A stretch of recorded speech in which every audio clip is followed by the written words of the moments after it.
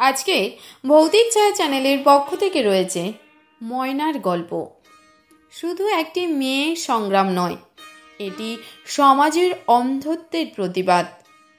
এই গল্প শেখায় কালো মানে অন্ধকার নয়, কালো মানে শক্তি। কারণ পৃথিবীর বুকে আলো জ্বলে ঠিক সেই কালো আকাশের ওপরেই। গল্পটির নাম কালো মেয়ে। গল্প পাঠে আমি অঞ্জলি। বাংলার এক ছোট্ট গ্রাম, সবুজ মাঠে ঘেরা, দূরে খেজুর গাছের সারি, সন্ধ্যায় কুয়াশার পর্দায় মোড়া নিস্তব্ধতা। সেই গ্রামের এক কোণে মাটির ঘরে থাকে ময়না, বয়স 15।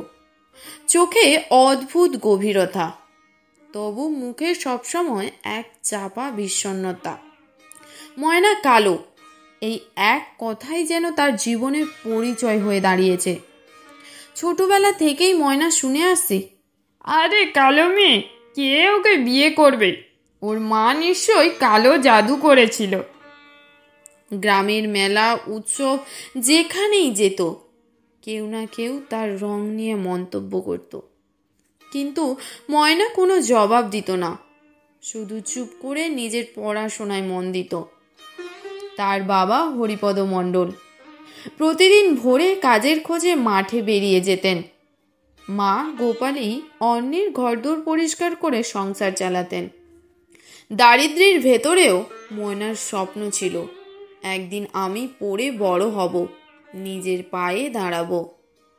কিন্তু সমাজ থেকে বারবার মনে করিয়ে দিত, তুই কালো, তুই তো ভাগ্যহারা।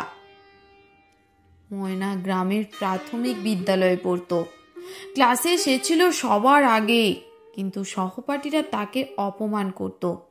কেউ বলতো, তুই হাসিস না, তোর দাঁতের পাশে রংটা আরো কালো লাগে। তবু একদিন স্কুলে নতুন শিক্ষক রবীনবাবু এলেন। তিনি শহর থেকে বদলি হয়ে এসেছেন, শিক্ষিত ও সংবেদনশীল মানুষ। প্রথম দিনই তিনি লক্ষ্য করেন ময়নার চোখে এক অদ্ভুত আগ্রহ, জানার, শেখার, বুঝবার। রবীনবাবু একদিন তাকে বলেন, তুমি খুব ভালো লেখো ময়না, তুমি পারবে অনেক দূর যেতে। এই কথাটা যেন আশার আলো জ্বালিয়ে দেয় তার ভেতরে। সে নিজের উপর বিশ্বাস করতে শেখে। বার্ষিক অনুষ্ঠানে বক্তৃতার প্রতিযোগিতায় হবে। রবীনবাবু বলেন, ময়না তুমি অংশ নাও।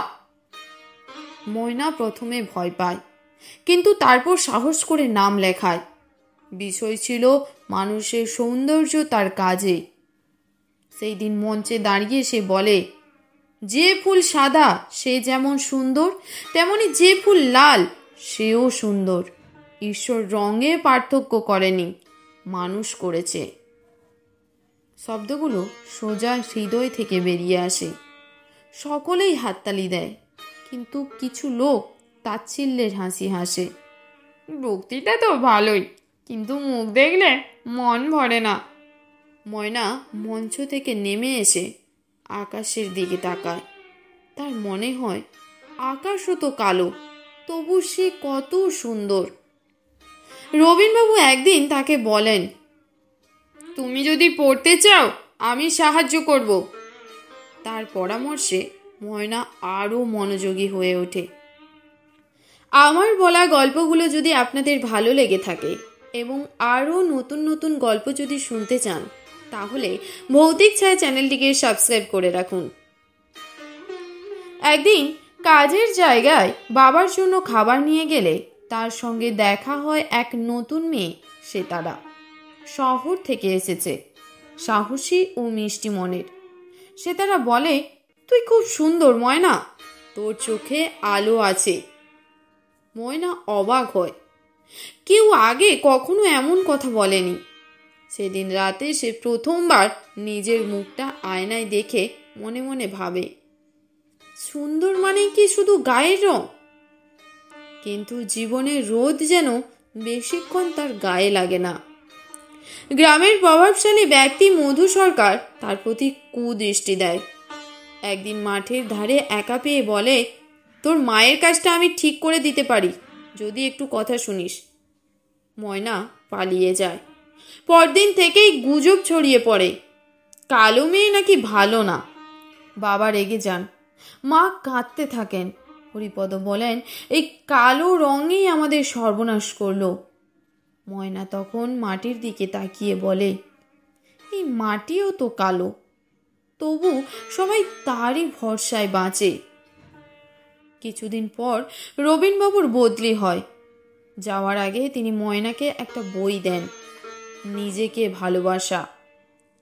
তিনি বলেন, তোমার রং নয়, তোমার হৃদয়ই তোমাকে আলাদা করে তুলবে। ময়না সেই বই বুকের কাছে চেপে ধরে রাখে, যেন পৃথিবীর সব শক্তি লুকিয়ে আছে তাতে।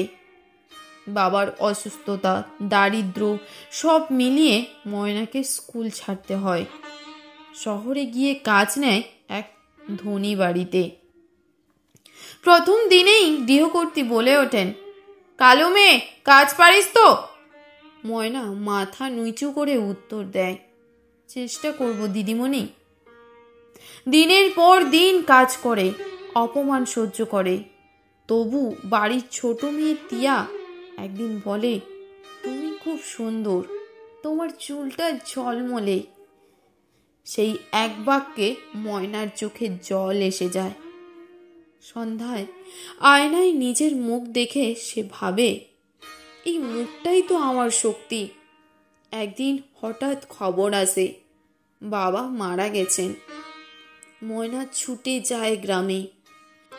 মা কান্নায় ভেঙে পড়ে বলে, তোর বাবার শেষ কথাটা ছিল, আমার ময়নাকে সুখে রেখো।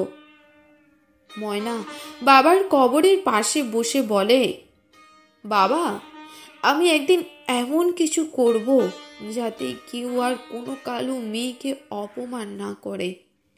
বাবার মৃত্যুর পর ময়না আর শহরে ফিরে যায় না, সে গ্রামে থেকে যায়। শুরু করে গ্রামের বাচ্চাদের পড়ানো। প্রথমে কেউ পাত্তা দেয় না, পরে ধীরে ধীরে লোকজন বুঝতে শুরু করে ময়নার শিক্ষা শুধু অক্ষরে নয়, মানুষ চেনাতেও। সে বলে, পড়ো, নিজের মতো করে বাঁচো, অন্যের চোখে নিজেকে মাপো না। গ্রামের মেয়েরা তার কাছে আসতে শুরু করে। কারো স্বপ্ন ডাক্তার হওয়া, কারো শিক্ষক। ময়না তাদের বলে, রং নয়, জেদই তোমার রং। একদিন এক সাংবাদিক আসে, জানতে চায়, আপনাকে একসময় কালো মেয়ে বলে অপমান করা হতো, আজ আপনি সম্মানিত একজন শিক্ষক, কেমন লাগে? ময়না হেসে বলে, তখন আমি কষ্ট পেতাম, এখন বুঝি সেই কষ্টই আমাকে মানুষ করেছে। আমি কালো কারণ আমি মাটির মেয়ে, আর মাটিই তো সব রঙের জন্মদাত্রী। সেই সাক্ষাৎকার পত্রিকায় ছাপা হয়। গ্রামের লোকজন পড়ে অবাক, যে মেয়েকে একদিন তারা অপমান করেছিল সেই আজ গর্বের প্রতীক। কয়েক বছর পরে ময়না নিজের নামে একটা প্রাথমিক স্কুল খোলে, ময়না প্রভাত বিদ্যালয়। তার স্কুলে লেখা থাকে, রং নয়, মনই আসল রূপ। শিশুরা হাসে, শেখে, খেলাধুলো করে। ময়না প্রতিদিন সকালে মাঠে দাঁড়িয়ে তাদের দিকে তাকিয়ে মনে মনে বাবাকে বলে, দেখো বাবা, তোমার কালো মেয়েটা আলো ছড়াচ্ছে।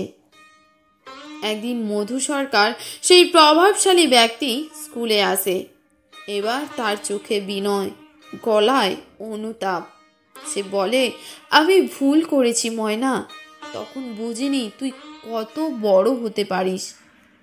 ময়না শান্তভাবে বলে, ভুল সবাই করে, কিন্তু যে বুঝে যায় সেই আলোর দিকে যায়। শহর থেকে এক স্বেচ্ছাসেবক আসে, রাহুল। সে স্কুলের উন্নয়নের কাজে সাহায্য করতে আসে। ময়নার কাজ দেখে মুগ্ধ হয়। ধীরে ধীরে দুজনের মধ্যে এক গভীর বন্ধুত্ব জন্ম নেয়। একদিন রাহুল বলে, তুমি জানো, তোমার হাসিটা পৃথিবীর সবচেয়ে সুন্দর জিনিস। ময়না হেসে বলে, আমার হাসি কালো, তবু কি সুন্দর। রাহুল উত্তর দেয়, রং দিয়ে নয়, হৃদয় দিয়ে দেখি। সেদিন সূর্য ডুবে যাচ্ছিল, আকাশে লালচে আলো। দুজন একসঙ্গে নদীর ধারে বসেছিল। ময়না মনে মনে বলেছিল, যদি এই পৃথিবীতে ভালোবাসা থাকে তবে কালো সাদা কিছুই নয়, সবই আলো। বছর কয়েক পরে ময়নার স্কুলের নাম সারা জেলায় ছড়িয়ে পড়ে। সরকার তাকে সেরা গ্রামীণ শিক্ষিকা পুরস্কার দেয়। পুরস্কার নিতে গিয়ে ময়না মঞ্চে দাঁড়িয়ে বলে, আমি সেই কালো মেয়ে যাকে এক সময় কেউ দেখতে চাইতো না। আজ আমি দাঁড়িয়ে আছি এই মঞ্চে, কারণ আমি বিশ্বাস করেছিলাম রং আমার শত্রু নয়, আমার পরিচয়। সকলেই উঠে দাঁড়িয়ে হাততালি দেয়। কেউ দেখে না তার গায়ের রং, সবাই দেখে তার আলো। সেই রাতেই বাড়ি ফিরে ময়না আয়নায় নিজেকে দেখে, মৃদু হেসে বলে, এই কালো রংটাই আমার সূর্য। ময়নার গল্প শুধু একটি মেয়ের সংগ্রাম নয়, এটি সমাজের অন্ধত্বের প্রতিবাদ। এই গল্প শেখায় কালো মানে অন্ধকার নয়, কালো মানে শক্তি। কারণ পৃথিবীর বুকে আলো জ্বলে ঠিক সেই কালো আকাশের ওপরেই।